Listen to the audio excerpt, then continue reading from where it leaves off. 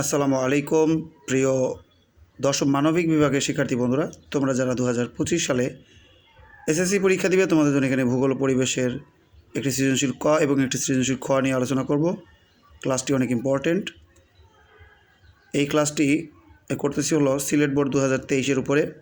যাই হোক, প্রথম প্রশ্ন গ্রহ কাকে বলে, দ্বিতীয় প্রশ্ন কৃত্রিম উপগ্রহ কাকে বলে। চলো এই দুটি প্রশ্নের উত্তর আমরা শিখে আসি। ডিয়ার লার্নার্স, 1 নম্বর প্রশ্ন, গ্রহ কাকে বলে। মহাকর্ষ বলের প্রভাবে মহাকাশে কতগুলো জ্যোতিষ্ক সূর্যের চারদিকে নির্দিষ্ট সময়ে নির্দিষ্ট পথে পরিক্রমণ করে, এদেরকে গ্রহ বলে। আমি আবারও বলতেছি, মহাকর্ষ বলের প্রভাবে মহাকাশে কতগুলো জ্যোতিষ্ক সূর্যের চারদিকে নির্দিষ্ট সময়ে নির্দিষ্ট পথে পরিক্রমণ করে, এদেরকে গ্রহ বলে। 2 নম্বর প্রশ্ন, কৃত্রিম উপগ্রহ কাকে বলে বা কৃত্রিম উপগ্রহ বলতে কী বোঝায়।